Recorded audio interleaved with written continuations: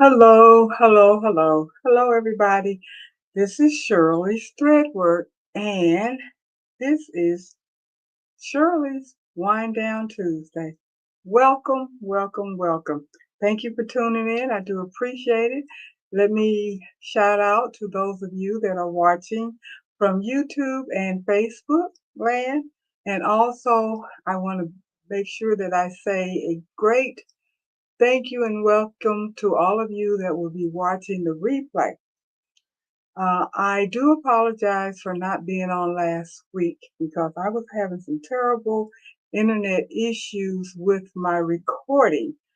I noticed that the live presentation wasn't that bad, but every time I look back at all of the videos that I had put up ever since I've moved into my new home has really been bad. I did not realize that until I decided to look at them. And I noticed that I think it was at least four of them. They all were freezing and stopping and it was just bad. I'm so sorry and I want to apologize for it. So that's the reason why I did not have a live last week because I didn't want to continue putting up some quality work like that. So I did have to get in touch with my internet company and try to figure out what could be done to make things better. So I'm hoping that tonight's broadcast will be a lot better. So I am going to ask those of you that do watch the replay, whether you watch the live tonight or the replay or both, if you will go into the comments on my YouTube page, which is Shirley's Threadwork, and let me know what your thoughts are if it looked okay to you.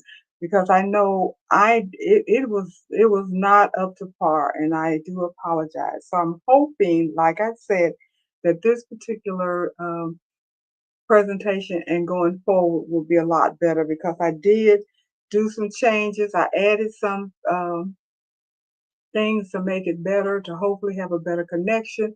And I also even got a new camera.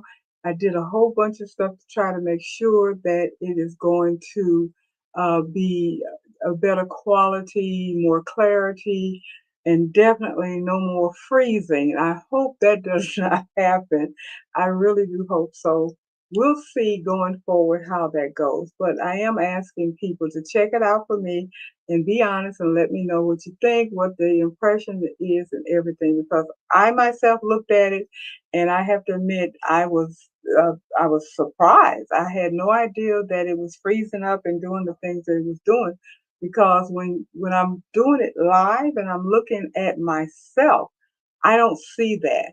And apparently, when people are looking at it live with me, they don't see it either because I did talk to several people that were on the lives and they said that they did not see any big problems with the recording, but when it is recorded and then uploaded onto the platform, be it YouTube or Facebook, that's when all of the freezing and everything can be seen. So that's why I need you guys to let me know, those of you that do watch the replay, specifically I'm speaking to you to let me know what the quality is going forward. So I do thank you for being here. So who's in the chat now? Have a few people in here. Let me say hi. Hi, Robin. Hi, Jenny. Kingsbury Craft. Becky, Jenny, Sharon. How are you? Terry. How are you? And Val. How are you? Thank you for stopping by. I do appreciate it as always. And I hope that the word got out that I would be on here tonight. And I know that it's been some inconsistency with me being on, and mainly because of my internet issues. We are having some weather issue here. It's storming outside. So I'm hoping that's not going to affect the connection. I'm hoping and hoping and hoping that's not going to affect the connection because they did say thunderstorms and what have you. And I know it's raining. I can hear it raining. I can hear thundering and all of that. But so far, so good as far as I can tell. So let's move on and hopefully have a wonderful night tonight. And Jenny, you say you can see me very clear. And Terry said, doing great so far. Definitely looks better. And I'm glad to hear that. And Sharon, I haven't seen you in a while, so thank you for stopping by. I do appreciate that also. And also Kingsbury Craft. So, who else? I think that's all that has stopped in so far. So I have to tell you, tonight is kind of like a tag on to what I talked about the last time that I was on here, and I talked about zhuzhing and adding things, embellishing your work. And I decided, I said, okay, let's talk about projects, new projects, things you have not done before. We talked about this a little bit quite a while back. I know that for myself, I see things that I say I want to do, but I don't always take the time to do it, mainly because it appears that it's going to be something that's going to require a learning curve. And sometimes I'm just going to be honest, I'm just going to be lazy. I don't want to do it. I don't want to learn how to do it. But when you do take the time to explore, and get the courage and say, I'm going to try something new, you'll be surprised as to how successful you'll be and how happy you'll be because you are expanding your skills and knowledge and even um, your collections of things and the ability to make things, whether you're selling them or whether you're gifting them or you're just making them for yourself, to kind of get stuck in a rut that we tend to do and do some of the same things over and over and over again, in my opinion, can become a little daunting and a little boring. When I first started embroidering, I remember I was just so excited because everything was new. Everything was new. I had never embroidered before, so I virtually didn't know how to do anything. So I wanted to try everything under the sun. And I was pretty good at doing that. I felt like I um, was more motivated, I guess would be the best word, to just try something. If I saw somebody do something, I said, I'm going to try it. I'm going to try that. I'm going to try that. And then I noticed that as time went on, I kind of started doing some of the same things. I do tons of t-shirts. Um, I do tons of towels. I do tons of jacket backs. Those things where you're just plain embroidering a design or you're doing some lettering. Um, Things like that that are simple. Well, they may not be simple, but there's something that you're familiar with that you do all the time, and you get kind of stuck. I noticed that I stopped exploring, I think is what I'm saying. And I think I stopped exploring a lot about a year and a half ago, and that's probably because I was in the process of considering moving. I was in the process of trying to do an Etsy shop, just a bunch of stuff that was going on. And I just kind of got stuck in doing some of the same things over and over and over again. Even though I enjoyed doing it, I just realized and started thinking, well, you know what? You keep saying you want to try this and try that, but you've never done it. Have any of you been like that? Let's have a conversation and talk about it. Have you seen things that you have seen designs, or you've been on Facebook, or you've been on YouTube, or you've been in some type of crafting group, whether it's on Facebook or in person or whatever, and people are doing things that you think is really unique, uh, but you're fearful to try it yourself because you don't think you can do it. Has anybody really felt that way? Hopefully, okay, Robin, you said that's me. Well, now, personally, Robin, I know that you are absolutely Excellent, excellent, excellent. In quilting, you probably can do quilting with your eyes closed because I've seen so much of your work and you do a wonderful job. But I also know that you said there's some things that you have not done, and I'm wanting you to try them. Try them. Just reach out and say, okay, I am going to um, explore. I'm going to go ahead and take the time and do this project. And whether it turns out right or not, because I do know when I started doing things that I had never done before, I'm gonna be honest about it. It did not turn out right the first time. I remember the first time I did the cute little zipper sneaker purse that what is disorderly thread, I believe it is, put out. And I don't see a lot of that anymore, but I used to see those things all the time. And I know trends come and go. People do things and they move on and move on. And that's just the world of crafting. That's what we do. But the very first time I did that particular zipper purse, because I saw it, it was cute, I wanted to try it, it was definitely a challenge. I messed up the first one. I did. But I kept going and I did it. And I ended up doing several of those zipper purses that Disorderly Thread put out. And I got comfortable with it. Now I have to admit, I haven't done one in a couple of years. And I actually have patterns or designs that I bought from them that I haven't used yet because I kind of moved on to something else. But I brought that up because it was something I had never done before. At that particular time, I wasn't that familiar with doing appliques, nor was I that familiar with uh, doing zippers on the embroidery machine. And then it also had the lining and everything. And that's the part that I didn't get correct was the lining because that can be a little tricky.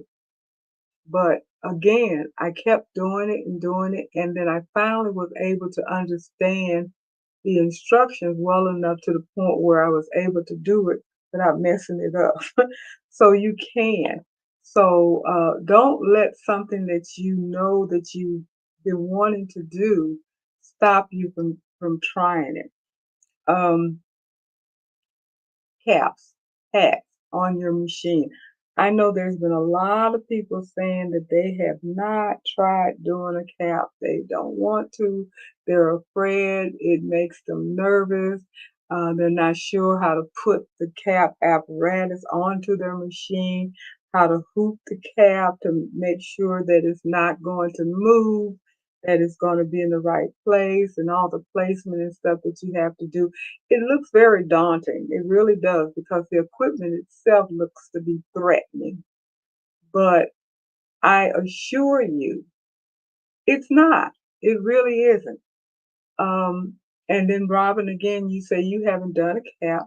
And I have to let you know at this, I know you don't have a multi needle machine, but please be encouraged because you can do caps on a flatbed single needle machine. Um, Eve from the Baby Booty was the first person that I saw that did that. And I've seen other videos, and they do have cap hoops specifically for people to use that have a flatbed machine and they don't have a multi needle machine. And to be perfectly honest about it, if you're using one of the caps that are more flexible, not the what they call it, the trucker 112.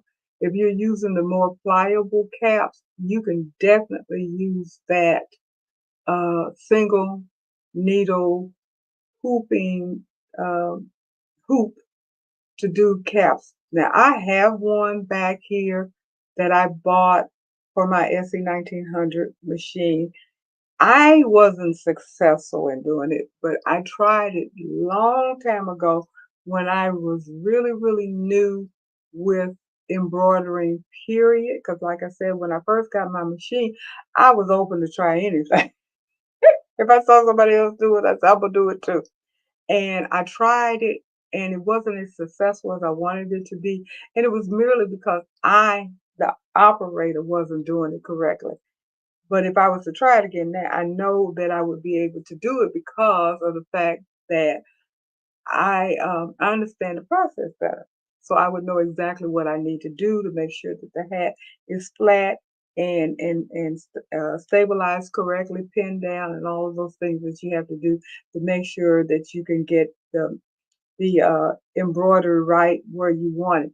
And to be perfectly honest about it, using a flat bed to stitch on a cap is no different than using the flat bed to do a baby onesie, a t-shirt, or anything like that. The space is limited, and then you have to maneuver the material and everything so you can get it um, centered where you can put your design where you want it. It's the exact same concept. It's not any different. Matter of fact, you probably don't even need to have a special hoop as long as you are comfortable with taping and pinning. But you have to be careful because you don't want your machine to hit your pins or anything. But you can do that. Do it that way. Let me see. Uh, uh, uh, uh. Hey Betty, how you doing? Thank you for stopping by. And my son stopped in, so I had my daughter and my son watching Next to You LLC. It's on tonight from where the heck are you, boy? From Florida. I'm having a brain fart here. Uh, and let me see. Uh, Val, you say you want to design in the hoop quilt design. You want to design it or you want to stitch it? Um, Now I know you have the Racoma 15 needle. I don't know what the capability of the machine itself as far as having um, being able to set up a design from the machine directly. I know that, if you put your USB port in there with a design on it, you can stitch it. But I don't know if you can create a design on the machine like you can with the brothers. With the brother tending the machine, you can actually create the design on the machine and then stitch it, which is one of the reasons why I love that machine because of the digitizing program that is built into the machine itself. However, you can design, as I know you're aware, because you do a little digitizing yourself. You can go ahead and design your design and then go ahead and loop it, if that was your question. And you said in the hoop quilt designs. Now, I have bought and I also have some, as I just mentioned, quilt designs in the machine. I have some what is Trumputo designs that I just love those. They're kind of like an embossed type design where you use batting and everything and it's puffed and it looks really, really nice. I do want to eventually make, and I'm not going to say a quilt per se, but maybe a lap quilt or something out of, or a pillow. That's actually what I had said I was going to do is a pillow out of it because it's really, really pretty. But you can do numerous blocks, and I have several blocks that like floral blocks that I put together and make a really nice collage for a pillow or something like that, which is what I bought it for to do, as well as the fact that there are some designs on the machine that I can use to actually do a quilt or something if I want to. But that is something that I haven't done. And since you brought that up, I want to, and I've mentioned this before, and I just haven't ventured out to do it because I have to admit I'm a little scared. I tried it one time and it didn't work, and I haven't tried it again. But I definitely want to learn how to do edge to edge quilting um, using my machine and using a design. I know it can be done. I know people that have done it. Becky, you've done it. Deborah, she's not on here. She's done it with her Luminaire. I believe she has a Luminaire and Solaris, one of them. And It can be done. I want to do that. So I got to just get my courage up and go ahead and try because that's what I want to do. So Becky, you said try the fat yarn on sweatshirts, failed. Will not do that again. Try a t-shirt quilting, failed. Will never do that again. I can do caps. Well, see, I have done the fat yarn on sweatshirts and I didn't fail. I was successful.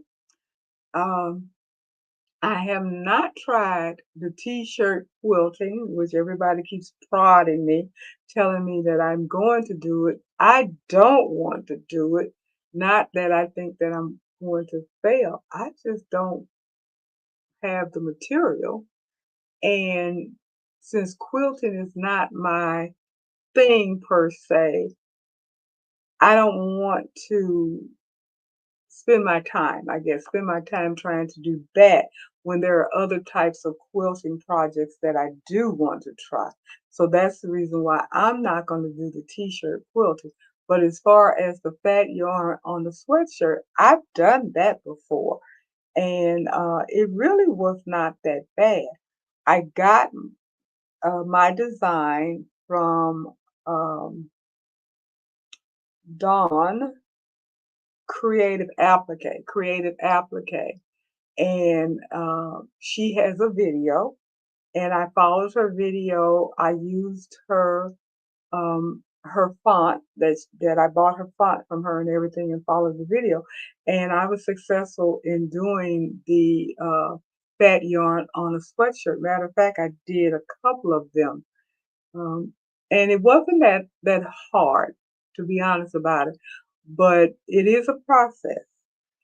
Um, People that have like a stellar or a luminaire, or I believe the solaris, but I know the stellar and the luminaire because they're brothers. They have a couching apparatus that comes with their machine that can be used to do the fat yarn on the sweatshirt. And I would love to see that done. I don't have either one of those machines, so I can't do it, but that's something that I would love to see done with the machine. But again, like I said, I did try that technique on my 10 needle machine, and luckily I was successful. So I will try it again. And Becky, maybe one day that could be something that we could do, like on a Wednesday night Zoom. You know, some of these things that we're talking about, especially those that do the Wednesday night Zoom with me. We can spend some of those times doing some of the things that we are fearful of that we want to do. That would be kind of fun. Um, and let me see, Robin. Let me see. Hey, Pearl, how are you? How you doing? And Robin, Becky, you're asking Robin if she has a hoop for a cap, and Robin said she didn't, but she does want to stitch on a cap. And Becky says she has one. It will fit her machine. So hopefully you guys can work that out and come up with the one that I have is old. I don't recommend using it because like I said, I bought that several years ago and I was not happy with the results of it. But they have some much better uh, cap hoops now for flatbed machines, and maybe that's what Becky has that would be much more successful.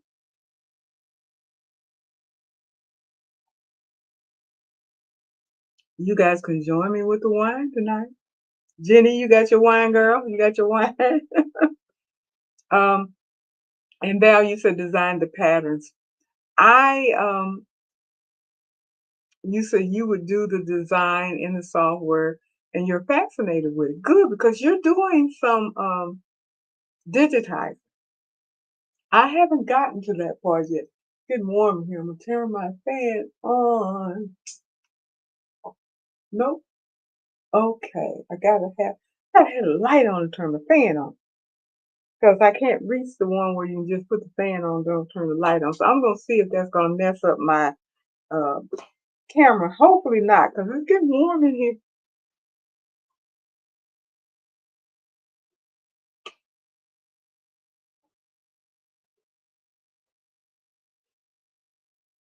Okay, not too bad, but let me see how that's gonna go.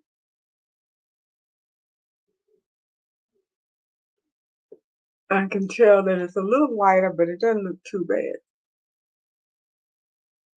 Okay, I adjusted it a little bit. So, okay, because it's getting warm in here, and it's got to be warm because I'm the one that doesn't get cold, doesn't get, I'm always cold.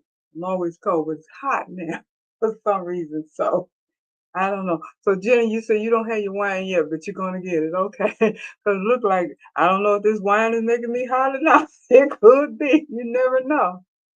You never know. Um, and Jenny, you say, I would like that, Michelle. I still need to embroider caps. I have cap front. Okay, that would be good. So maybe we can do caps one night. Maybe we can do towels one night because I know Robin is working on that project. Now, as far as digitizing, I can't even get involved in any of that because I have to be honest, but I have absolutely no digitizing skills. I tried that again when I first started. I called myself going to take a little quick little class with John Deere. I was still working. I couldn't keep up, so I dropped a little class. Didn't have to pay for it, but I dropped a little class, and I haven't picked up a pen to do digitizing since.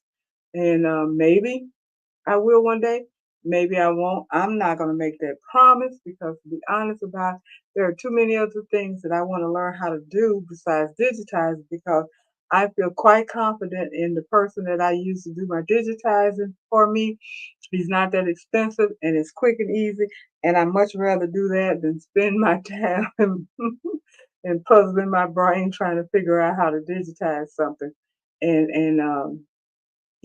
but anyway, I do appreciate the fact that Val that you're working on it and everything, and it's fascinating. You love it, so that is absolutely wonderful. I am so glad that that is working out for you. Hey, the embroidery homeschool mom from Massachusetts. How are you? Thank you for stopping by. I do appreciate it. Please join into the conversation. We're talking about things that we haven't done before that we need to get out, step out of the box and start doing some of the embroidery projects that we've been wanting to do and having developed the confidence to try it.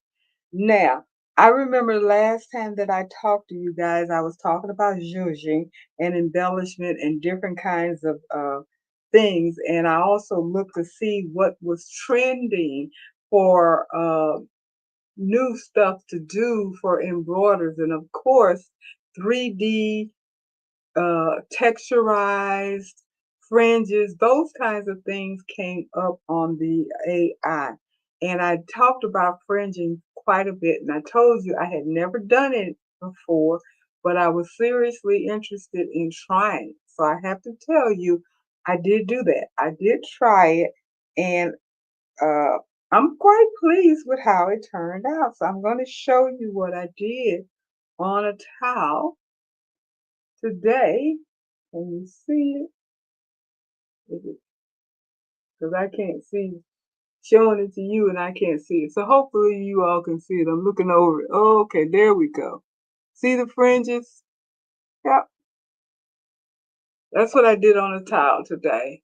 And it was quite easy. Very, very easy. I was surprised that it was not difficult. So as you guys can see, this is fringed out, and I got the design from Art. What is Art Top Art? Artaplia, if that's the correct way to pronounce it. I'm not sure. She sells on Etsy, but she also has her own website that you can purchase from. And she has tons of fringe designs, and I have to admit that I have bought several of them, and I do intend to use it. Now, normally when I do towels, I use either a knockdown stitch or I use water soluble. And I have to tell you, when I was doing this project, I was also on the phone with my daughter, so I have to be honest, I wasn't really paying that much attention to what I was doing. And I didn't put any um any of the water soluble on it because I was debating whether I should do that because of the fringe. If I did, I was going to have to put it just the part that didn't have the fringe area. So I decided not to put any at all, and it actually came out pretty good. It didn't sink into the towel like they normally do. And the other thing I didn't do is this is a split design, and you see I have my name in here and my last name, and that was the last minute. I put the design on and was stitching and realized that I had not, it's a split design that you could put your name or something in there, and I hadn't put anything in there. So I let it stitch out and didn't unhoop it.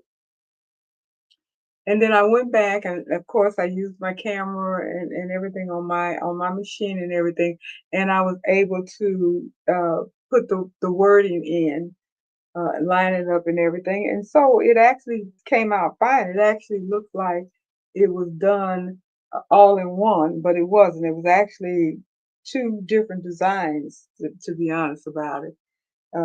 And I didn't even feel like changing the thread or adding any thread, so I just used some thread that was already on there. I didn't know what color to put on there because this is just a test. You know, the tile is perfectly good. I can use it as decor or whatever I want to do with it because it's just, I just did it just to show you guys tonight and just to test because I had never done it. The only thing, well, it really isn't anything that I can say that is difficult about it when you're stitching, and I'm sure those of you that have done fringe before, because I had never done fringe before, and I was fascinated with how it looked. It looks like it should be complicated, but it's not. And see, that's the thing that is the beauty with embroidery, and especially when you're doing something that you've never done before. Because when you finally do it, you realize something that you were dreading or afraid to do turn out not to be as complicated as you thought it was going to be because they have instructions, and if it's digitized uh, properly, it's going to work out fine. So she does give you, when you purchase design for it, she will give you what she calls default instructions, fringe design. So this is just, and I didn't even need it to be honest about it because I'd already seen a video how to do it. But it tells you step by step what to do and everything, and you simply just have to cut the bobbin thread. You need good sharp scissors. You need to be able to see what you're doing. So if your eyesight is not that good, you might need to use a magnifying glass or something to make sure that you're cutting the right stitches.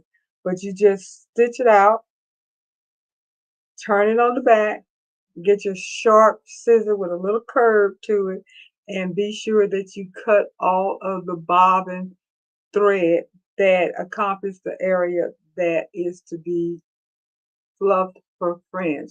None of the inner or the leaves or anything like that. You don't mess with none of that. Just the part that is supposed to fluff out and be a loop, be a fringe. You cut that bobbin thread, and then when you cut the bobbin thread, then you just get, I just used a scissor that I had and just kind of went over it and fluffed it out. And there you have a textured, fluffy fringe look. And like I said, they have tons of designs. Oh, excuse me. On her site, she has so many designs. Matter of fact, she even has a category that if you go on her site and put in friends, then you're going to get this whole listing of different designs that she's made specifically for friends. Now, she's not the only one that does friends. She does a lot of them, but there's other French designs that you can find on Etsy. I believe Designed by Juju has some. Embroidery Library has some. I think Urban Thread has some. I'm not sure of any other places because I don't go to a whole lot of other places to get design. But I'm sure other places do have designs as well. Now, I hadn't thought about it, and I'm not going to use this. I have other designs that I am going to do, but my husband said, "Oh, that'd be cute on a pair of jeans," and I was like, "Hmm." I was thinking about embroidering on some jeans anyway, but I hadn't thought about fringes. But then now that he mentioned it, I was like, "Okay, that might work." I'm not going to do this design, but I do have something in mind that I probably will be doing some fringe on a pair of jeans. So, like I said, I had thought about doing embroidery on a pair of jeans because I do like that look. But to add the fringe to it, that would be really, really cute.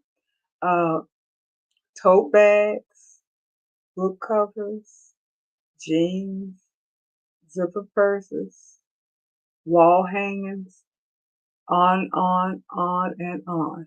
That would really, you spend money on some fringe design, you definitely have a lot of options that you can put it on.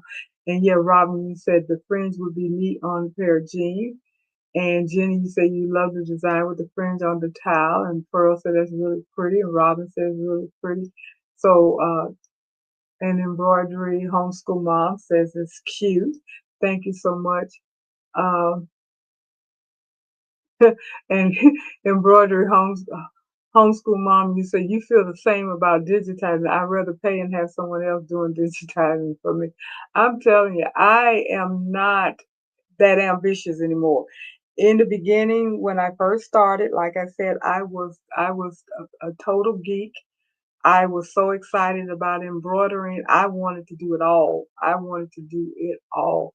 And I definitely felt like I wanted to do digitizing. I just thought that that was all, hand in hand. You do your digitizing, you do your embroidery, you do the whole 9 yard. But the little bit that I have seen and learned about digitizing, even though I do have digitizing software, and I do want to learn a little basics, just a little basics, not the whole shooting shebang, but just enough to fix flaws. Uh, I personally do not want to learn how to do serious digitizing because it's time consuming for one thing. And the guy that I use is so quick and he's good and he's not that expensive. I'd rather just pay someone to do it. Less pressure on me. Robin, you said you made a zipper pouch with French flowers. Okay, there you go. That's exactly what I was thinking about as well. Something that would that is an absolutely cute gift. Absolutely cute gift for those of you that are thinking about gift giving at this point. Some of us are participating in the Christmas in July um, show and tell with Jeanette. So if you haven't made your project yet and you haven't decided what it is you want to make, you never know. You never know. You might want to try that. I don't know. You might want to try that. I think it's an excellent idea. But I think I'm going to be working on, well, I already know one project for sure that I'm going to do my friends with, which is one of the reasons why I wanted to do it. It's going to be a gift. But then the next thing that I do that's going to be friends is definitely going to be uh, probably on a pair of jeans because I think that is really a cute idea. Hadn't thought about it, but since it was brought up, and I said, oh, yeah, that might not be too bad, not at all. So, what else can we think of that we have not done, but we think we might want to do if we get up enough nerves to do it? And I'm trying to think um, what it is that I want to do. I challenged the ladies last week about going on to a design site that I like. I bought things from them before, and they actually have a pretty good sale on right now. And that's Sweet Pea Embroidery, and they're based in Australia. They have a 50% off of all of their in the hoop designs and 40% off of their embroidery supplies. I don't know how long this sale is going to last, but you might want to check them out. And the reason I brought it up, because I even brought it up at our Zoom last week, they tend to have unique, challenging designs, is what I've noticed. Most of their things require, as a matter of fact, they even have skill levels listed with their designs that you choose to buy, all the way from beginner to advanced. And the reason being is that most of them that I've noticed requires two skills or two levels of skills. You don't have to be an expert in either one of them, but they have embroidery and they have sewing. So if you buy a project design, um, I think sewing is always involved. I might be wrong, but everything that I've bought from requires both, requires embroidery and it requires sewing. Excuse me. It kind of reminds me of Design by Juju. Now, everything that you get from her does not require you to do sewing, but she's got a lot of stuff that you can make. And it does require you putting things together because it'll tell you how many hoopings that you have to have before you finish it. Oh, y'all, excuse me. I don't know what's going on with me. I'm coughing, I'm yawning, I don't know what's going on with me. So excuse me for being so rude in public. But anyway, um, I think that's the reason why I'm impressed and intrigued with Sweet Pea.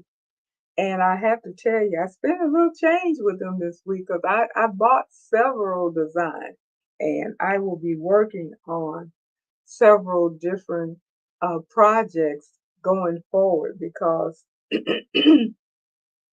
in order to do all the designs that I bought from them, and they're not something that is just a simple uh, stitch it out and on a towel or shirt or whatever. It's actually a project where you're making something and putting it together. And that's what I like about it. It's a challenge. You have to think about it. You have to be some precision, some thought process in it. And again, that takes me away from the uh, the routineness of hooping a shirt and putting something on it and moving forward, hooping a towel, putting something on it and moving forward, even hooping a jacket back, putting something on it and moving forward. I like the challenge. I like the embellishment. I like to add. If I'm doing those kinds of things, I want to put something else on it. I want to use some HTV vinyl. I want to use some rhinestone. I want to use some puff vinyl. I want to do something besides just stitch it and go on because I think that's the beauty of embroidery and the beauty of the creativity that embroidery gives you. That's what um, made me want to get into embroidery because I like how pretty embroidery is. But and then the simple, just a simple monogram or something like that is very nice. You don't have to really do a whole bunch of stuff, but when you do, I think it even enhances it even more. Especially with the trend that is going on now where things are more texturized. Because like I said, I did go on to the AI, asked a question, and one of the main things that they mentioned that was trending very much so now is what they call 3D embroidery, and that includes puff embroidery, whether you're using the foam or whether you're using puff vinyl, adding it to an embroidered project, whether you're using HTV vinyl where you got the texture and the glitter, or you're doing rhinestone where you're adding texture to it, those kinds of things, or you're doing fringe, something, everything has texture. Now, if you know how or you've seen a lot of the hand embroidery, which is absolutely gorgeous, then you know where I'm coming from. But thankfully, things are being digitized now, whereas you can actually use your embroidery machine and create some of those same looks that you can get from hand embroidery. Because for me, I don't know how to hand embroider. Don't know if I will ever learn how to do it because I haven't tried, and I don't even know about if I would venture out to even try to learn it.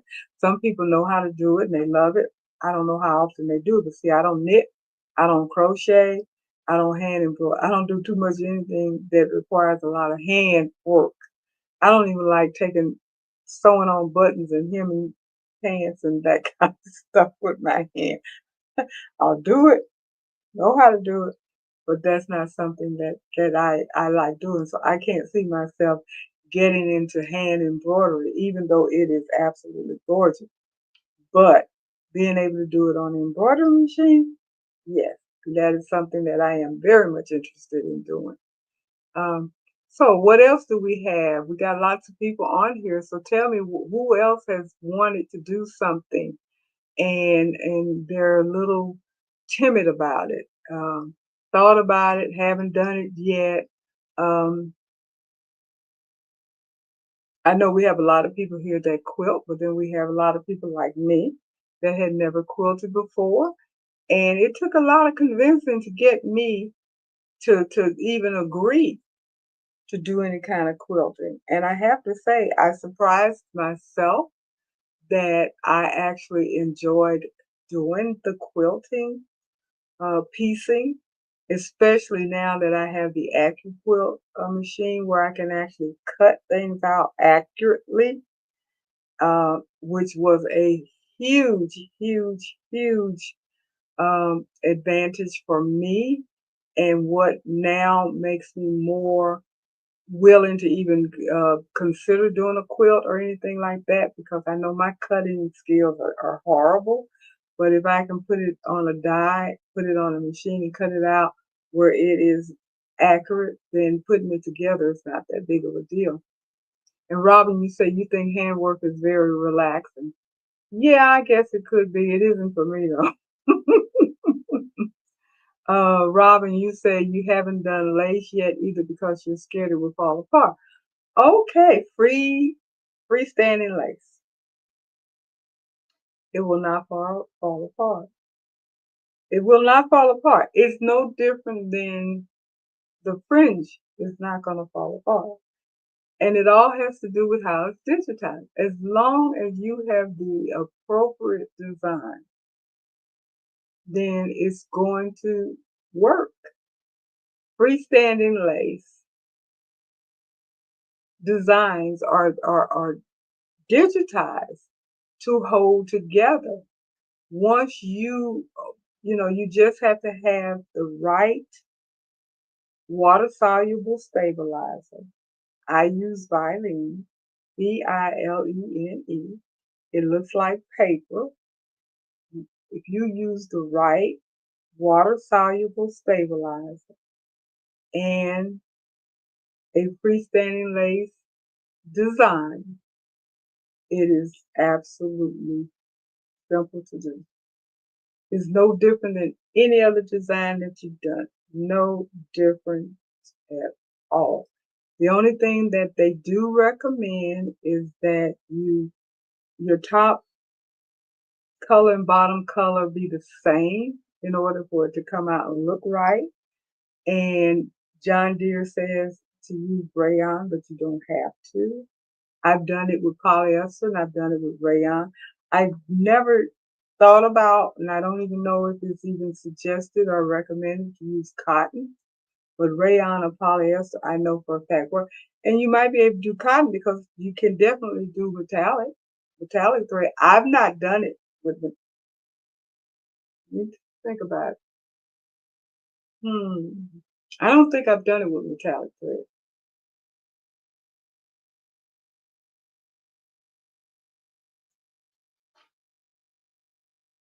If I have, I know I haven't done it with a metallic thread bobbin because I've not wound a bobbin for metallic thread.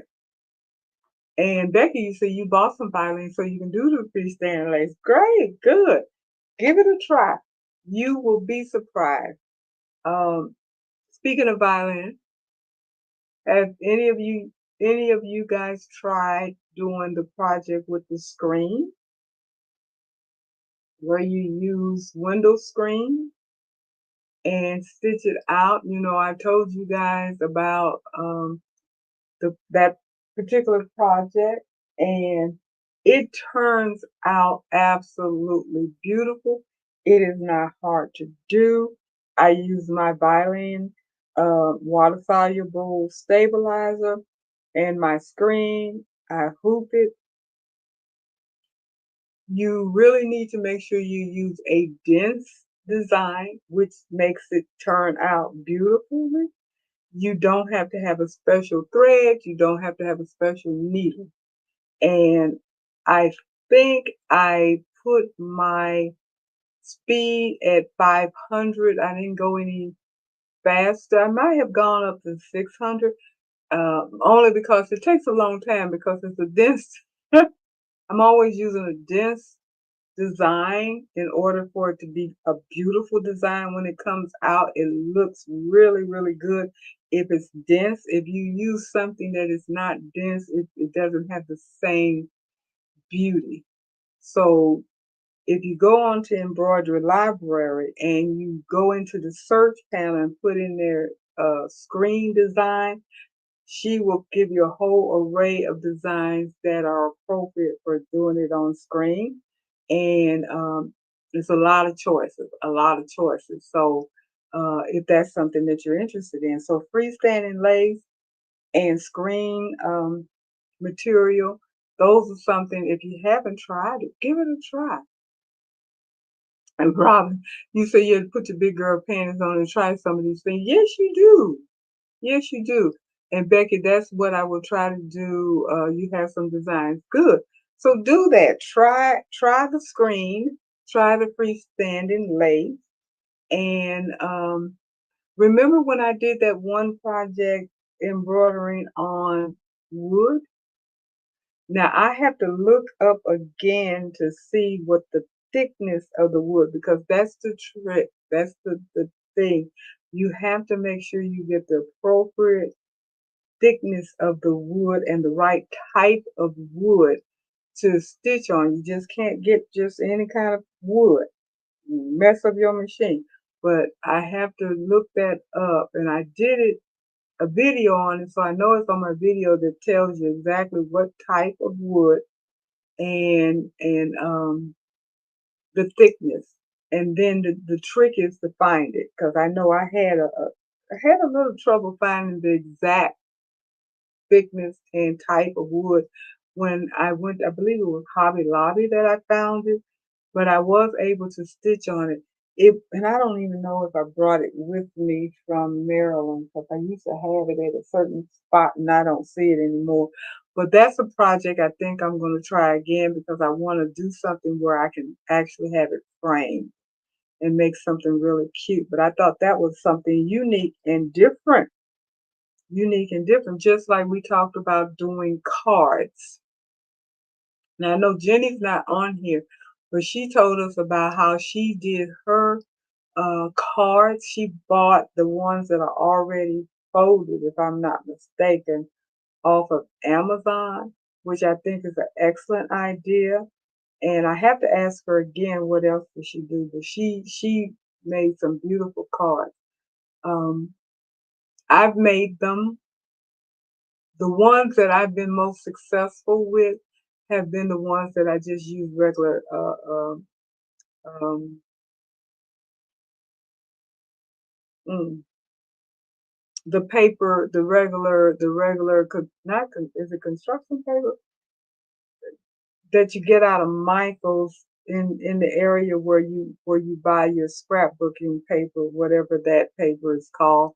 It escapes me, but that's what I use to do my cards with, and they work out fine. They fold well and everything. I know we were recommended to get a thicker one, and it works well to stitch on, but it doesn't look well when you're folding it. So if you just use it to cut out the front part of it and you put it on cardstock. Thank you, Jen. I couldn't think of it to save my neck. Thank you, cardstock. Yes, when you I use just regular cardstock, and I usually get it out of Michael's. And in the section over there where all of the cardstock and paper and everything that you get for scrapbooking and what have you, it's over there. And that's what I buy. That you can get the color and everything that you want. And that's what I've been using to do my cards with, and they work out fine. Now, the one that was recommended by Taisha, and I don't even have that in the closet. I bought it. It works well to stitch on, but like I said, I don't like it to fold because even with the scoring apparatus I have and everything, it still cracks. And Becky, you say you have the cards that are already folded. That's what I'm going to get. I'm going to get the cards that are already folded and then stitch on that. That way I know that it's going to look good. And if you want to change up the colors and stuff like that, then you can use the cardstock, stitch on that, glue it to your card and what have you. But you can definitely make some beautiful, beautiful cards. And I promise you, if you make a card and embroider on a card and give it as a gift or along with a gift or whatever, whoever you give it to is going to keep it. They're going to keep it because it's a work of art. It's a lot of people just keeps cards in general. And if they keep a Hallmark card, I'm pretty sure they're going to keep your card because it's personalized and you did it. And they're not going to find that card anywhere. Nobody else is going to buy that card because you can't buy it because you made it. So that's something that they will keep and cherish, I guarantee you. So give it a try. It's something new and different to do if you've never done it before. And I promise you, you will not be disappointed in your results if you do that because you're giving it, you're trying something new. You're trying something new. Let me see what else that I've done different um, that we can try or you guys can try if you haven't done it. Or tell me about something you've done that maybe I might want to try that I haven't done before. Um, Trying to think, what else could I venture out and try? Ah, I'm not coming up with anything at this moment. And Becky, you say you stitch the design on the cardstock, and then cut it to fit the card. Yes, exactly. That's exactly how I would do it. I am going to get the cardstocks that already folded and everything. I think you can get them from Amazon, and then use the cardstock because you can get whatever color cardstock you want. Um, to fit whatever design that you're trying to create.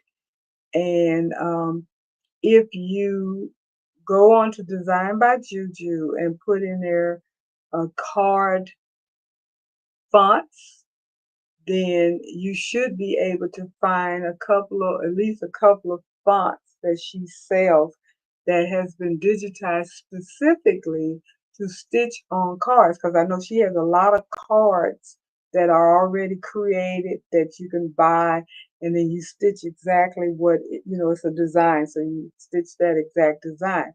However, what I have found you can't personalize it because it says whatever she has decided to put down as the design that you bought.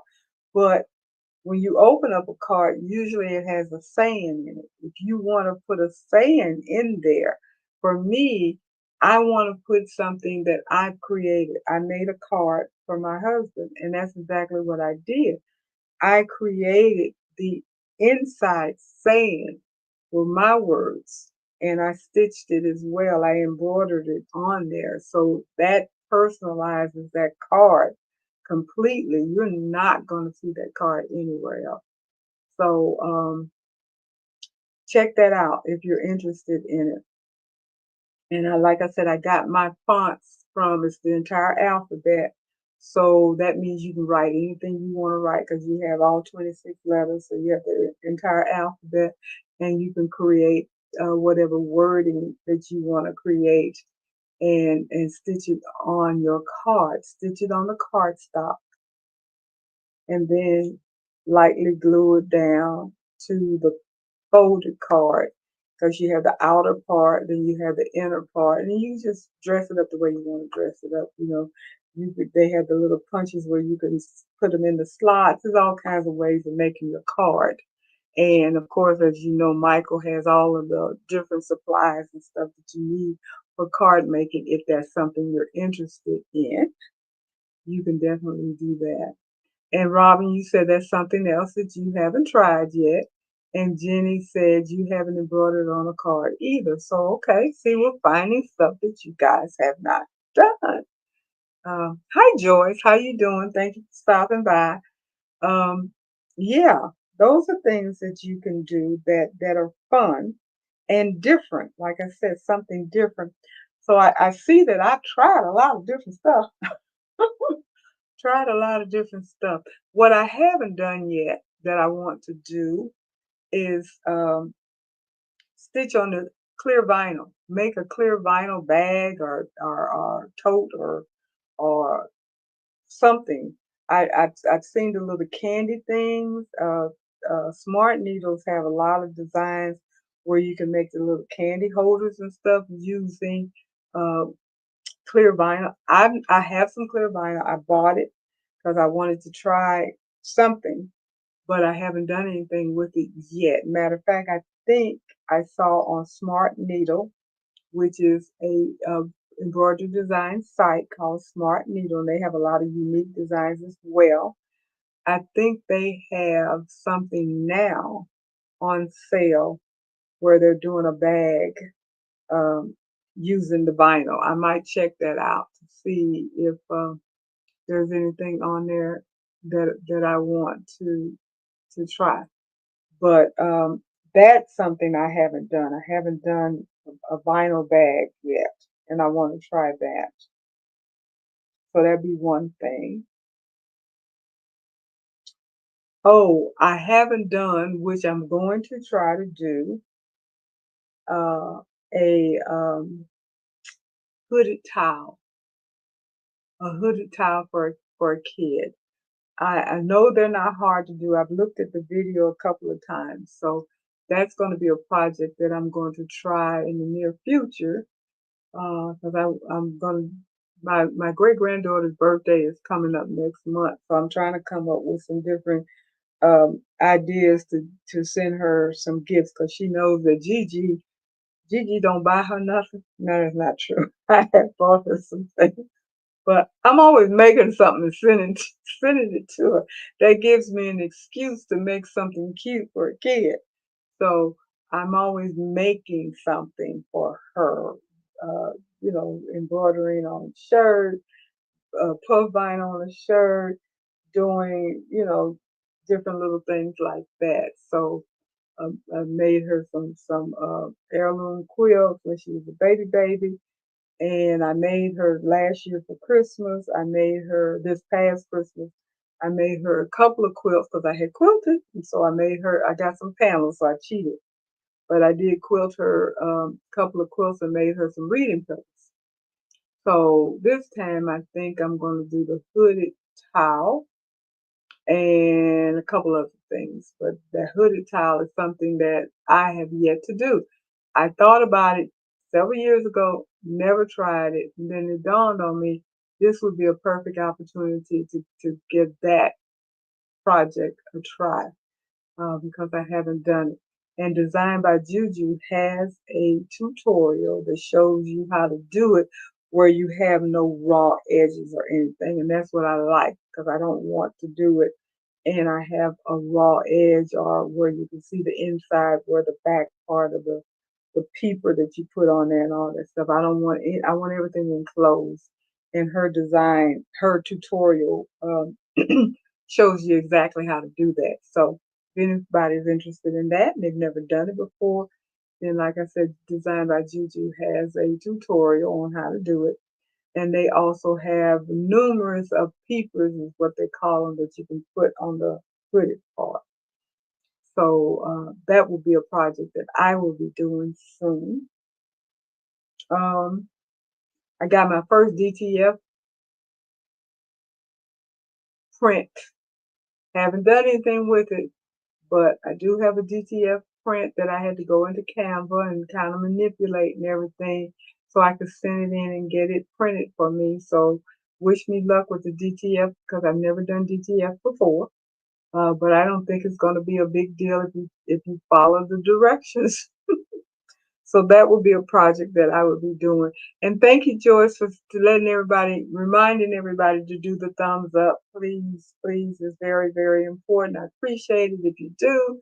It does help the channel very, very much. Also, on top of that, before we start getting closer to the end, please, please, please put in a comment any suggestion that you may have about a topic or something. Even if you want me to do a demo, something, put it in the comments that you want me to do so we can I can it helps me come up with ideas and stuff because trust and believe me, it ain't easy coming up with ideas of things to talk about and to present on our Tuesday night lives because I do want to make sure that it's something of interest that people want to hear about, learn about, participate in, join in, all of that kind of stuff. So please do that. Um, oh, Robin, you said you haven't done that either. I'm assuming you're talking about the hooded towel. So we got a lot of stuff, girl. You got to catch up with. You quilting. That's why you haven't done this other stuff. It's kind of like Jeanette. Jeanette said she wanted to get into making things because of her business, where she does her Etsy shop and she does her custom custom orders and stuff. She's spending all of her embroidery time or all of her time doing those kinds of things. She doesn't really get a chance to do any of the crafting things. Whereas for me, I don't have that big of a business, so I have more time to do, well, I used to have more time to do more craft and stuff. Now I'm trying to figure out how to manage my time now that I'm at work. And trust and believe me, that's that's putting a damper on my crafting time. Telling y'all, I'm not happy. I'm happy every Friday, but I'm not happy with that. I don't have enough time anymore. And Pearl, you said you use embroidery on thin cardboard Disney character years ago for the grandkids. That's good. That on thin cardboard. Okay. Yeah, that's cool. That's just like doing a card for them. So I'm pretty sure. Hopefully they still have it. Hopefully they still have it because it's something that Grandma did or Granny did for them, and it's embroidered. And with Disney character, you didn't get that stuff free. So cost a little change too for that Disney character and stuff like that. Um, Couple other things that I just wanted to add, even though we're talking about things that we haven't done before that we might want to try, I do try to keep up with what some of the latest scuttlebutt is going on in um, the world of crafting and stuff. I know we talked a little bit about the fact that when Joanne closed completely all of their stores, that Michael had bought, I think we talked about where Michael had bought their intellectual property, basically the access to their name, their branding, and all of that kind of stuff. So um, if you go online and put in Joanne and you want to go to Joanne's website, which doesn't exist anymore, it will take you from what I was told directly to Michael's, which is very interesting. I did not know this until I listened to a video earlier today where Michael actually did the exact same thing for um, um, Hancock Fabric and AC Moore. I did not know that, but apparently this is something that they tend to do. However, they were saying in this particular video that I looked at that that may not have been a good thing with Michael buying the intellectual property and what have you for Joanne because it's not 100% guaranteed that they're going to take Joanne's place. Now, what I have discovered, and it's online, uh, they being Michael, in certain stores, not all over the United States yet, because I guess they're just trying to try it out and see how it works. But this person that was reporting was in Baltimore, so somewhere in Maryland, Michaels actually does have fabric in their stores with a cutting table and a variety of fabric. Now, it looks a lot like the same stuff that Joanne had. There's not a lot of it. It's not a huge amount to choose from what she was showing. And it's not something that someone that does apparel sewing will be able to shop at.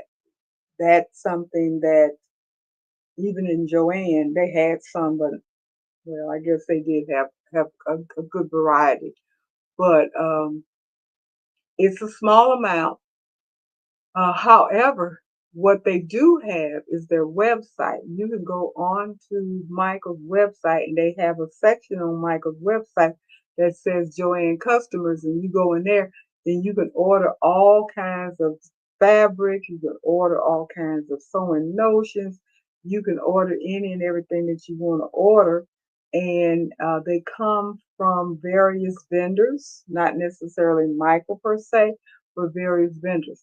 Now, that doesn't necessarily satisfy us that actually want to walk into a store and look and see and touch and feel, because that's who I am. I want to look, see, touch, and feel the fabric that I'm going to purchase for whatever I'm going to purchase it for, be it clothing, apparel, or be it quilting, or be it embroidery, or be it appliques or whatever I'm going to do with it. I want to be able to look at it. I want to make sure that that color matches whatever it is I'm trying to match. I want to make sure that the feel of it, it doesn't feel like paper thin where you can see through it. I want to make sure it has some, that I'm going to be happy with buying it.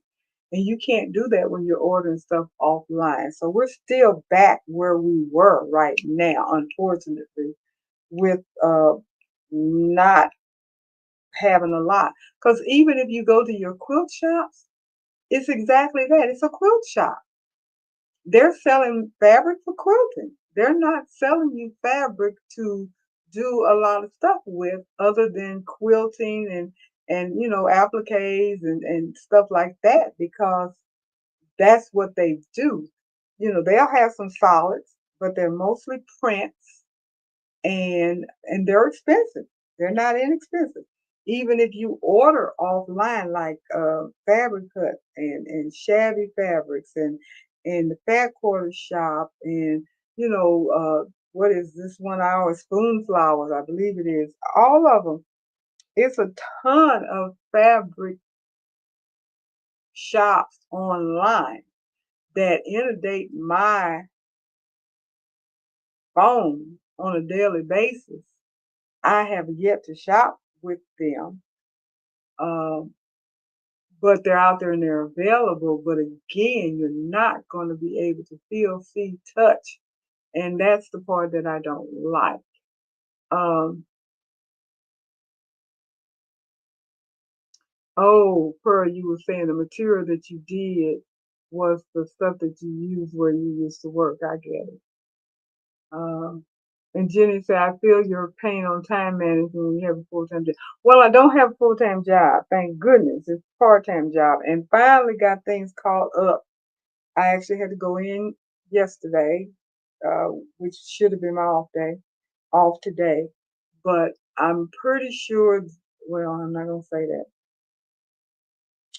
I'm closer to doing the part-time hours that was agreed upon now than I did a few weeks back because we're pretty much caught up and everything has been organized and set up and all of that kind of stuff. So I'm thinking going forward, it won't be a big continuous need of a lot of extra work, extra days, but I know it's going to always be times when I'm going to have to do more than my 2.5 days a week. I'm probably going to be doing more like a 3.5 day every so often because there's meetings and trainings and different things that do pop up that I have to achieve. But I'll figure it out. I'll get it done, and I just have to get organized here at the house and figure out a way to put in more time in my studio, which I have not been doing like I want to. Um, Joyce, you said the Michaels in your area is a waste. The fabric is limited. I've not been to Michaels here yet, so I don't have a comment on that. Uh, Becky, I'm with you, Joyce. My Michaels, oh my goodness, it's 50 miles away and they have no fabric. Well, yeah, that's not worth going to. And Robin, he said Marshall Dry Good has good prices and good fabric. Okay. Is this a place that you can actually physically go into, Robin? And Leslie, hi, how are you? Thank you for stopping by. Hello, everyone from Virginia back and working. Okay, good, good, good, good, good. She's doing her civic duty as usual. Thank you for stopping by. Um, the other thing that I found out in my queries today, and I know I mentioned, oh, Robin, you said the Marshall Dry Good is online. Okay. I I'm not familiar with them, but like I mentioned a minute ago, it's a lot of fabric shops online. So it's not like we can't get material. Now that part is a blessing. We can get fabric. And most Walmart still has fabric. My Walmart, the closest one to me, does not have a cutting table. They have some fabric in their store, but they don't have the stack of the bolts of fabric like I'm used to seeing in a Walmart and a cutting table where you can actually go in and buy fabric and stuff. So because they usually have Waverly, I believe it is, which is not really a bad product, especially if you're doing, quilting and what have you.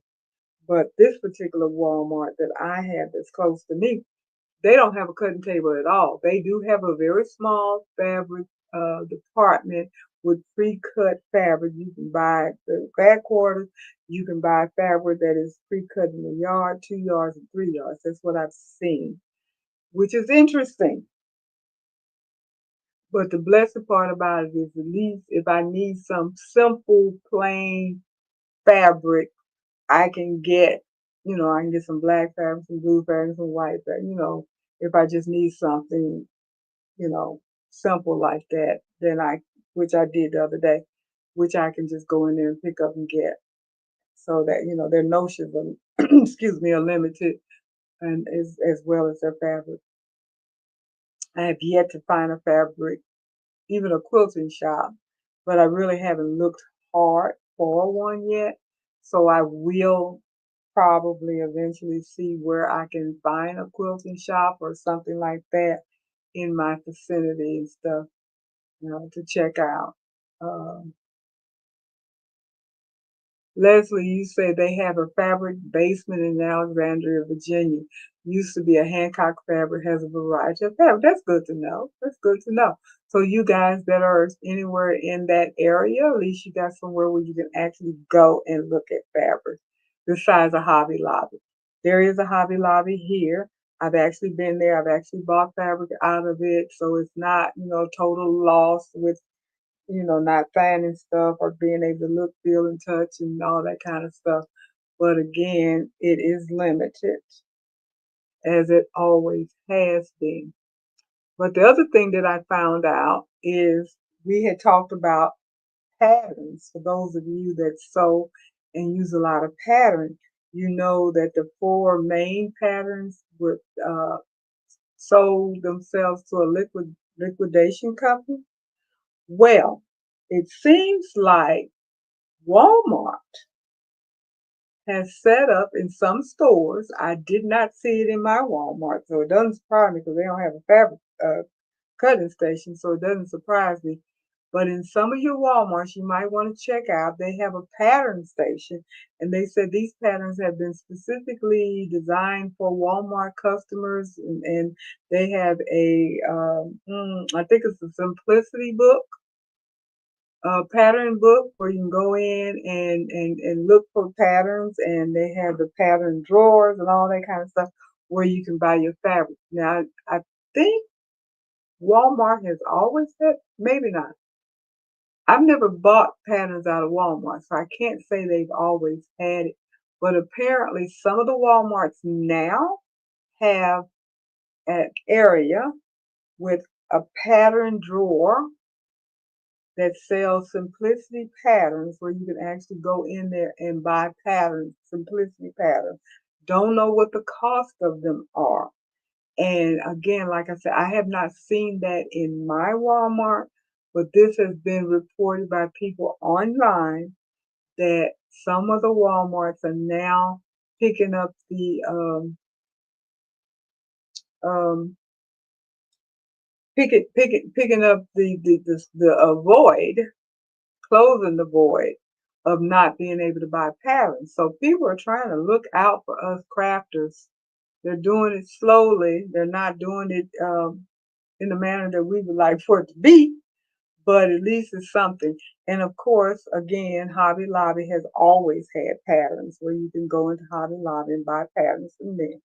I again don't know what they cost either because I don't think I've bought a pattern out of Hobby Lobby. I have out of Joann, but I don't think I have out of Hobby Lobby. But I do know they sell. Jenny, you said here in San Antonio, Texas, I've heard of a fabric warehouse. It's called Fabrictopia SA. I haven't been there, but I would like to go and see what they have. Good, good, good, good, good. Well, that is good to know that they do have something there. And there are places that I'm quite sure there's a place that I can buy fabric at somewhere around me.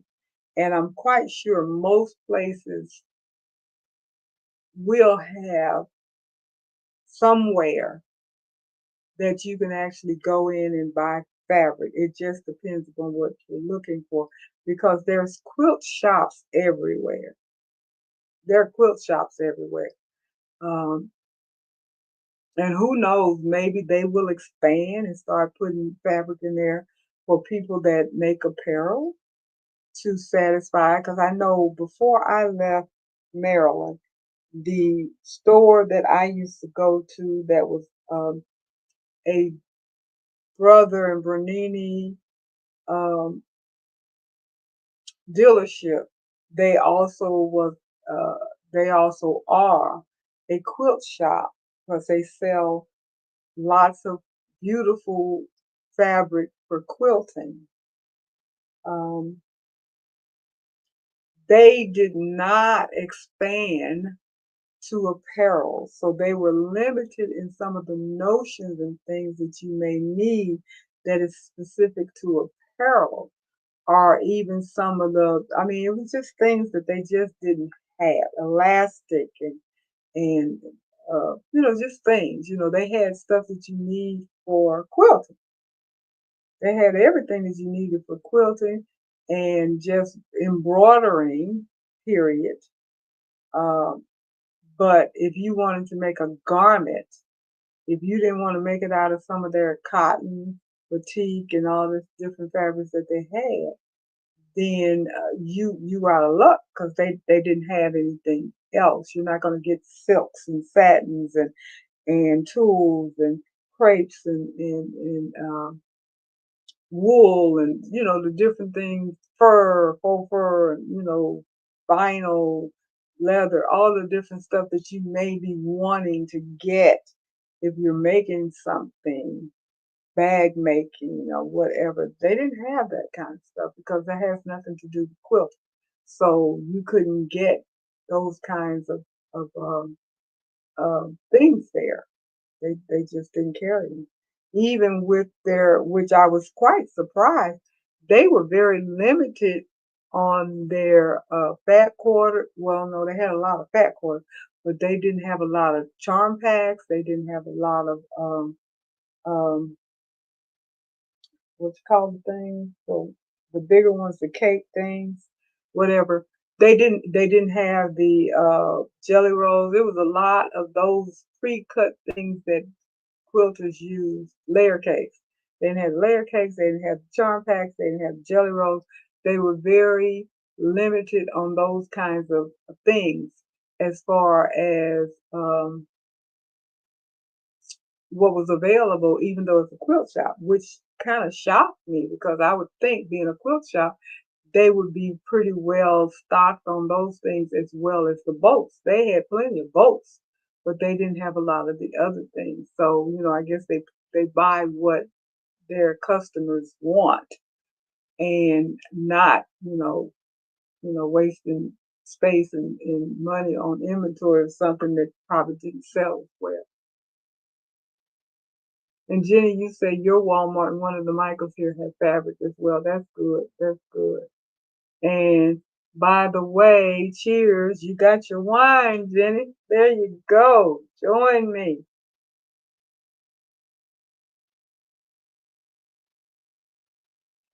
I'm drinking my blackberry. My blackberry, Stella Rose of blackberry. I'm going to have to get some other. Um, I got a blueberry and blackberry I've been buying consistently, but now I need to go back to buying some of my other flavors and stuff so I can just mix it up a little bit more. And Leslie, you says you're cautious about Michael's picking up the slack with Joanne's gone. Having the fabric in the very back of the store is not inviting at all. The selections that they have was minuscule at best. Yes, they are. We were talking about Michael's this one particular video that I looked at today. They did go into a Michael's, and this particular Michael's that this person went in, it was in Baltimore.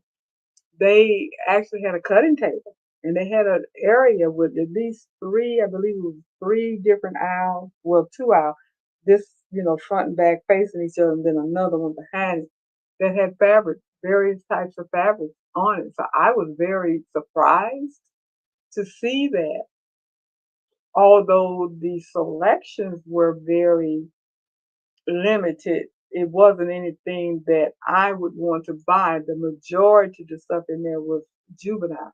It was stuff for children. And everybody that sews and quilts and stuff don't want juvenile fabrics. You want something else that you can use. If I make a quilt, I want to make my fringe quilt. My not fringe quilt. My rag quilt. And I have flannel, fleece, but it's juvenile.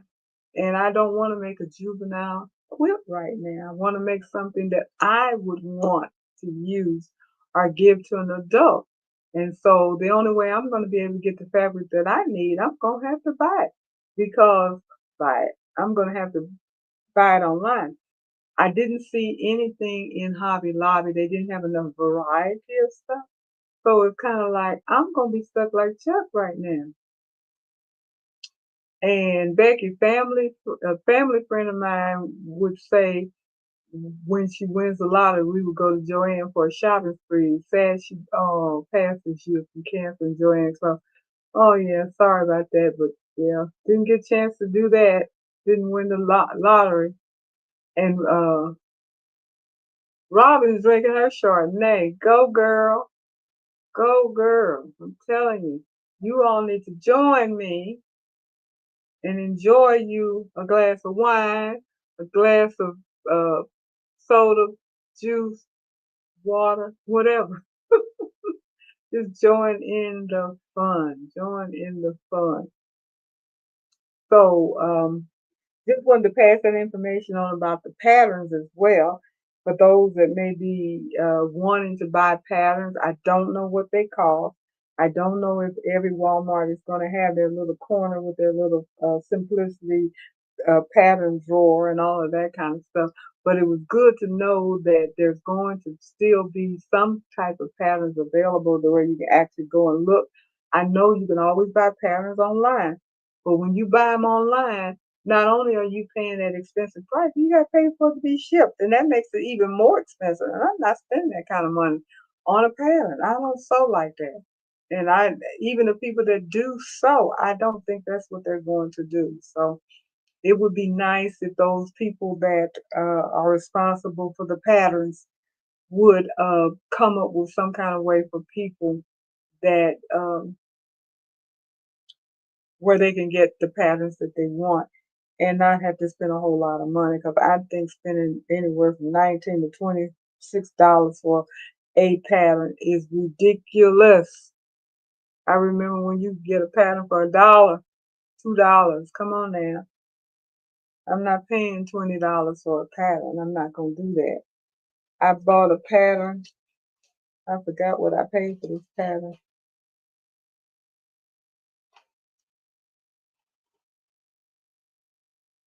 And I'm just looking at this pattern now. And okay, it is a price. I was just getting ready to say they don't even put prices on them anymore. Because I know people sell them for different prices. Now this particular price pattern says $19.95 in the USA. But I guarantee you I did not pay $19.95. I guarantee I didn't pay five.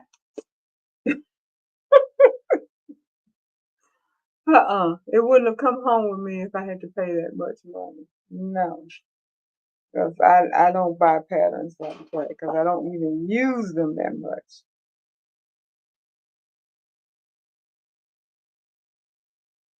I had put something else in here that I want to share.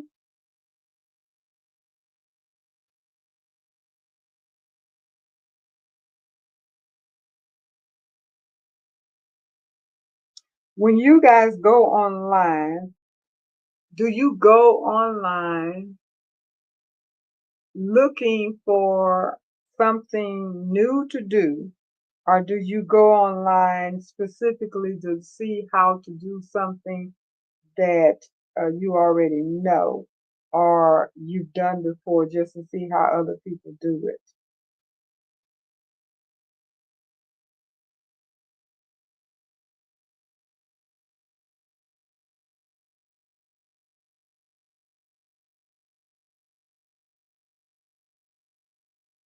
For me, I usually, I guess I do both. I guess now that I think about it, I think I do both.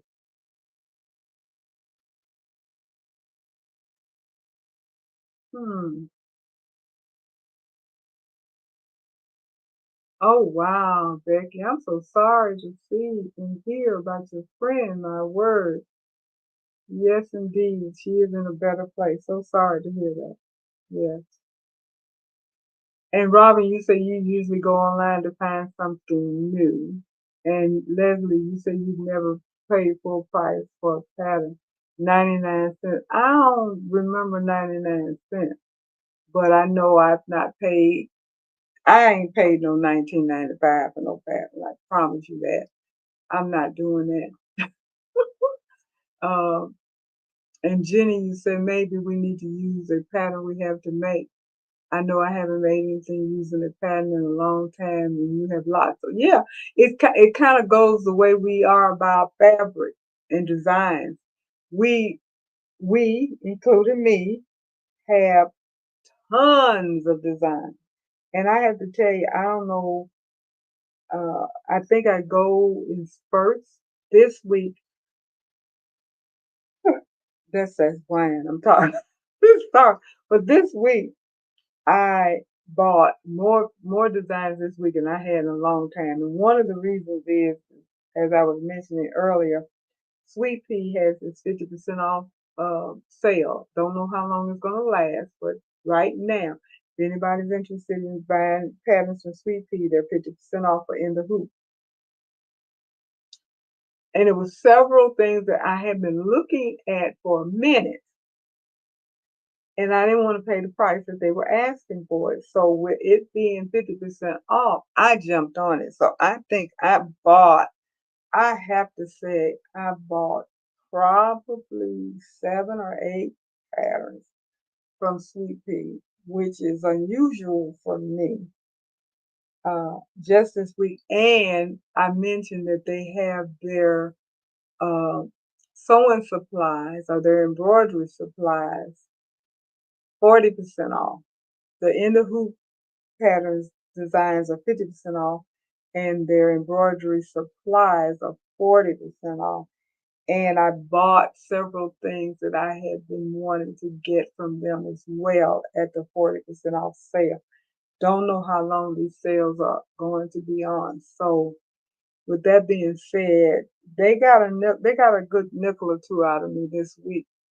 But I don't feel bad about it because I did get the things that I had been looking at for a while that I wanted. So I decided to go ahead and spend the money because I didn't see it that much of a splurge since it's half of what I've been looking at as far as price wise. Because that was one of the reasons why I hadn't bought it because I didn't want to pay that kind of money for it. Because sometimes their patterns would be $12, $16, you know, $8 and $9, all of that kind of stuff. And I kind of like to bring it down, bring it down, bring it down, catch it on sale. So this time I did. I caught them on sale, and I just got up a bunch of them. Like I said, 6, 7, 8. I don't remember exactly how many I bought, but I know I bought all the ones that I was interested in. Because if I'm not mistaken, we were talking about them last Wednesday night, and I bought them last Wednesday night, and and my daughter's crazy. Oh, she needs to leave me alone. Anyway, um, last Wednesday night we were talking about the the um the sweet pea patterns and stuff like that. And I bought some that night. They were on sale, and so I turned around and bought a few more yesterday, I believe it was, and then today I bought the supplies because they're on sale. I said, let me grab this stuff before this sale goes off, or I will be mad at myself because I didn't do it. So I did that. So if you guys are interested in it, don't forget about it. And Jenny, you said you bought several of them today as well. Okay, they know how to pull you in because they are all over Facebook and YouTube right now. Every time you go on there, every other uh, road you go up, the sweet peas up there. So they're making money. And Leslie, you say you have many patterns that you purchase for 99 cents or $1.99, especially if it was different sizes. I buy more than one of the same different sizes. Okay, I don't, but yeah, that's a good idea. I have bought the $1.99, but I don't recall getting the 99 cent um, patterns. But that's a good thing if you're able to do that. And Robin, you say you have tons of patterns. I don't. I had a lot of patterns that I actually used years ago when I used to sew. I have no idea where none of that stuff. I don't even know where my sewing machine. I have no idea where things have gone in my life. I tell you, I don't know. I don't know where they've gone. But I don't have a lot of patterns because I stopped sewing. I have very few patterns now, and I'm trying to. That's something else that I want to do. I want to encourage myself to get back into sewing and actually using my patterns because I know uh, I have a pattern for a skirt that I want to make and I bought the fabric. I have a pattern for some pants I want to make and I bought the fabric. And I have a pattern for some things for the baby that I want to make. I'm not, well, I got plenty of juvenile fabric, so I guess I bought the fabric for that as well. And I've not done any of that. Um, don't have a lot of patterns, but I think I have 4 or 5 of them. 4 or 5 of them. Oh yeah, I bought a pattern for those what is Soul Creation, the African material, the people that sell the African material and stuff. I bought a pattern from them, and I bought the fabric. So I have patterns and I have fabric. I just have not pushed myself into making them. So that's another thing for me. It doesn't have anything to do with embroidery per se, but it's something that I need to break out of my shell and get back into it because that's the reason why I bought them because I said I wanted to get back into sewing because I used to sew. You know, laying out a pattern and cutting it out and putting it together wasn't a big deal to me. I used to do it all the time.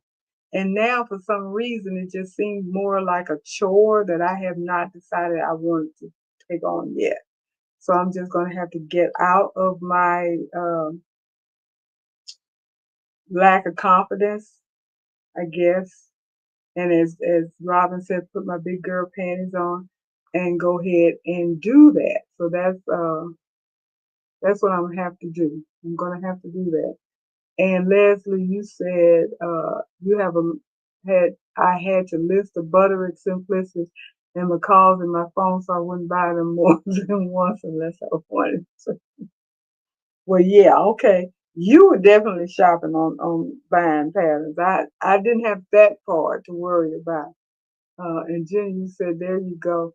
I'm going to have to really do that. Maybe one day I'll be able to get on here and say, guess what I did?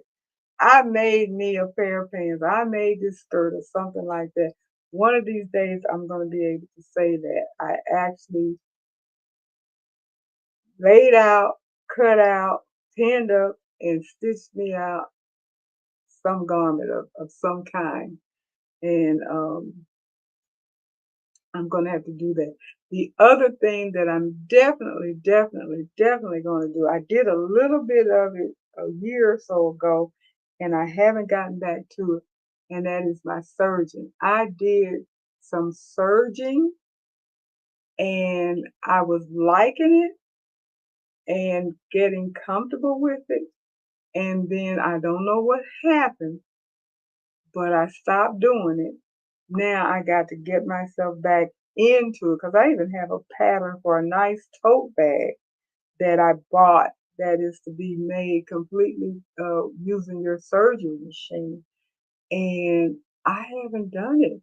I have not done it. And I definitely want to get back into it because that'd be a good way to get into sewing because some of the things that I want to make, I could just serge a lot of that the seams and stuff, I could just, do that on the surgery machine and save me some time from having to do it on my sewing machine. So that's a thought that I'm going to have to do because I know I have projects. I don't have any UFO Leslie because I haven't started, but I do have several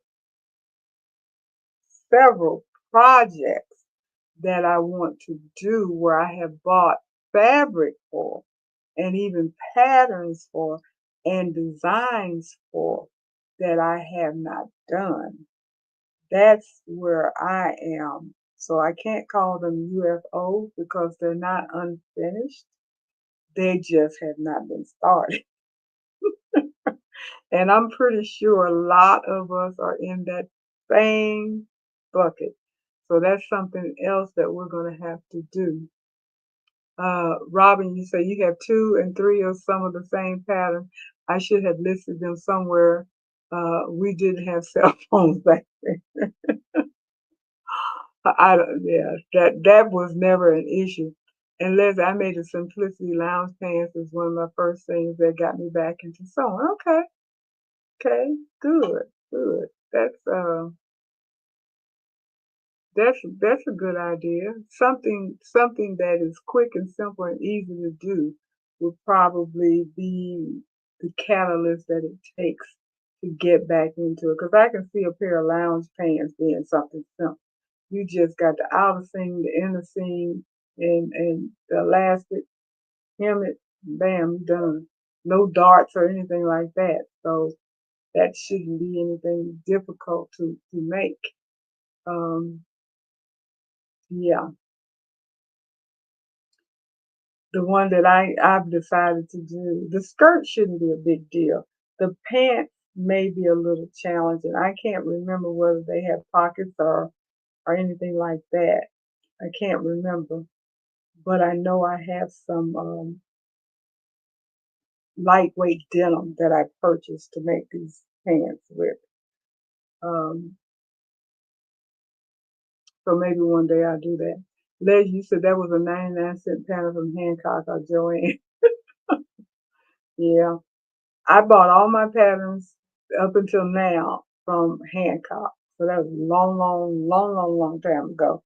And the ones that I currently have now, if I'm not mistaken, they all came from um, Joanne.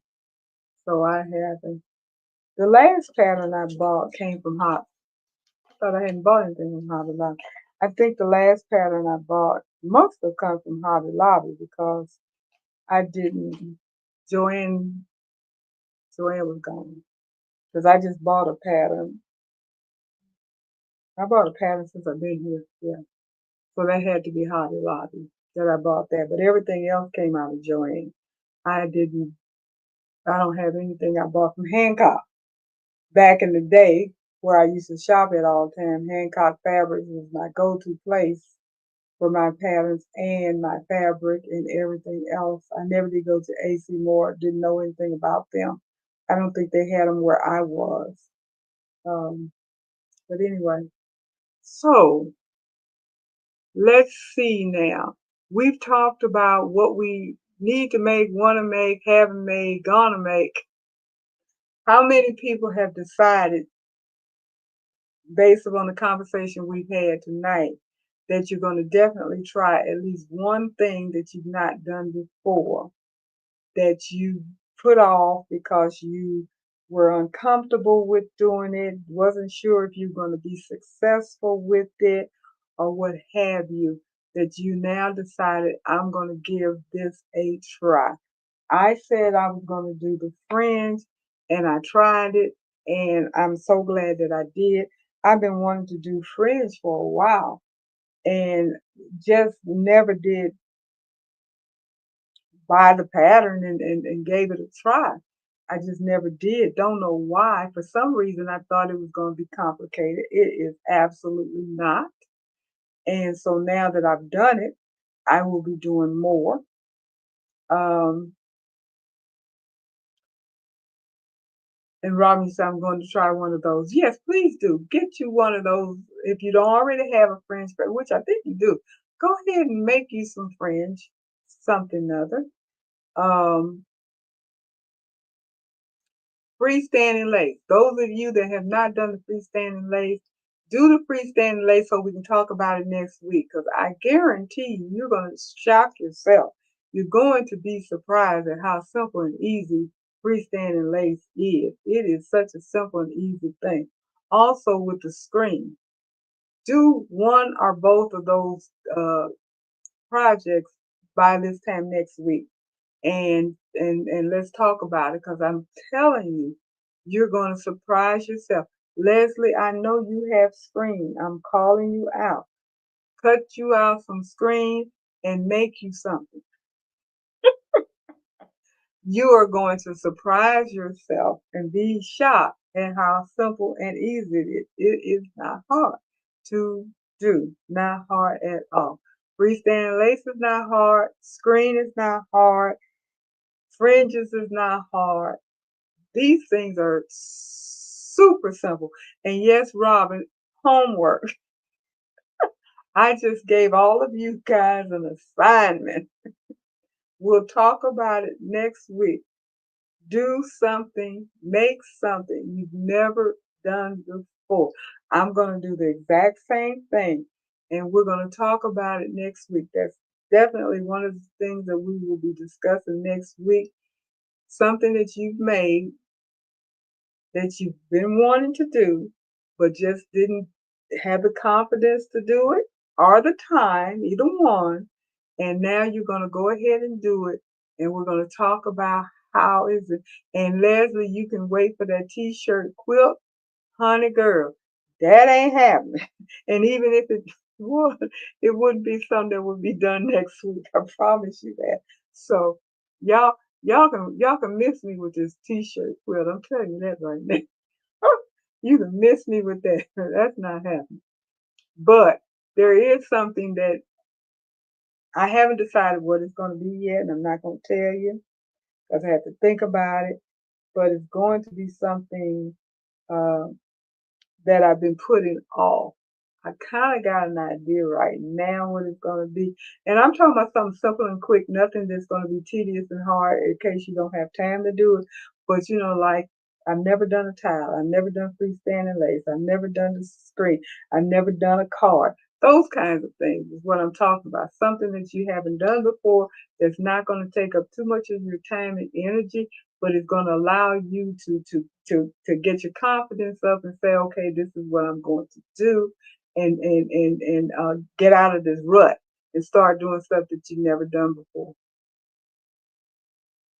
And Leslie, you say you purchased pattern storage boxes from Amazon, but they don't offer them anymore.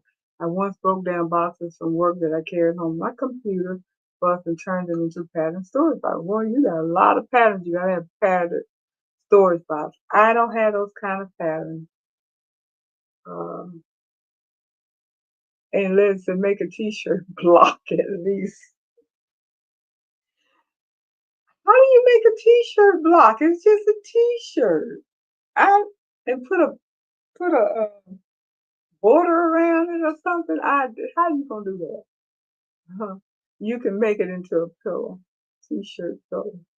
Yes, you're right. I don't want to. What part I don't want to do you guys don't understand. You all gonna let me think about it. I will not make a t-shirt quilt. However, maybe a pillow, maybe a block, but it's not going to be my project for next week. I promise you that. I don't have t-shirts like that. I really don't. And I'm trying to think right now, what would I do with it? I don't have nice memory shirts like you do, Leslie, that mean something that I really would want to you know, make something so I have it for memory. And yes, Jenny, we are having Zoom tomorrow. So yes, we will be having Zoom tomorrow. Um, bring your questions, ideas, projects, whatever. It's a good time tomorrow to even talk about it. Do something. I can show you something. If something you want me to show you, whatever. So yes, we will be having Zoom tomorrow. What time is that? That is 7 o'clock Eastern time. So that's 6 o'clock Central time for those of us that are in Central time zone right now. So you guys are trying your best to push me into this t-shirt thing here, and I am resisting with all my might Not because I don't have the confidence, just because that's not something that I am wanting to do pretty much. So I have to think about it. But like I said, that's not going to be happening anytime soon because it goes into the back. There are several other projects that I want to do before I get to that. I want to make a few things that I mentioned. Some of the stuff that I bought from Sweet Pea, and they're going to take some time to do because they're not the simple stuff that you can just whip up and throw out in a day or two.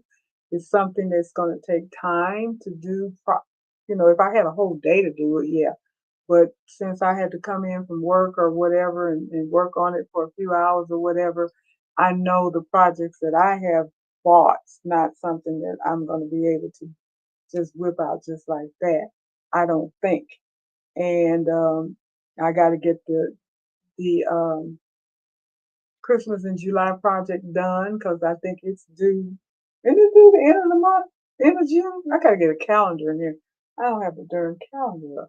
But I think it's the end of June, so I gotta get that done. I haven't started on it. And then I gotta finish my kitchen ensemble. So I got stuff to do way, way, way, way, way ahead of that doggone t-shirt thing. So if it get done, it may not get done till next year. If then. If then. But anyway, thumbs up everybody. Please, please, please, please like, subscribe if you have not already. Comments, comments, comments. Always have to have comments. And I'm going to put up here Robin's statement. There has been homework given. Homework has been given. You guys do a project of some kind, something simple and quick, and let's talk about it next week. I'm going to do something simple and quick that I've been wanting to do. I kind of know what it's going to be, but I'm not 100% sure yet. But something simple and quick, and we'll talk about it next week. That'll be part of our discussion because I want to see how it went. Did you enjoy it? How did you feel about it? Was it as difficult as you thought it was going to be? Or what is your opinion? Because I guarantee you, when you do try it, you will be surprised. I'm almost positive, including what I'm going to do. I'm going to be surprised that it's not as difficult as I thought it was going to be. And my hesitation was not called for. And that may even be the same thing about the doggone t-shirt thing situation. But I'm not hesitant of that because I think it's going to be hard. I'm hesitant of that because that's not something on my radar. And Jenny said, okay, homework. Yep, we got homework to do. We still in school, y'all. And we'll all be the judges and the graders to talk about what we did. You don't have to show it unless you want to, but we will talk about it and discuss how it went, how you felt about it, all that kind of stuff. So, with that being said, I am going to go ahead and wrap up tonight because I think we had a good conversation. I think I have convinced you guys to step out the box, get out the rut, do something different. I've convinced myself that I'm going to do that, and I think it's going to be fun. And Robin said, thank you for the topic. Some of you tomorrow night. Yep, I will see some of you guys tomorrow night. Hopefully, everybody will be able to show up tomorrow night and we can chit chat and do a, show you how to do something, or you guys show me how to do something, or whatever we decide to do tomorrow night as we make preparation for the stuff that we're working on as well. So with that being said, I'm going to go ahead and say good night to everybody. You guys take care. Thank you for stopping by. Don't forget to like, subscribe, notification bell so you know when I'm coming on, and also comment, comments, comments. Thank you so much. You take care. Have a great rest of your week. Good night.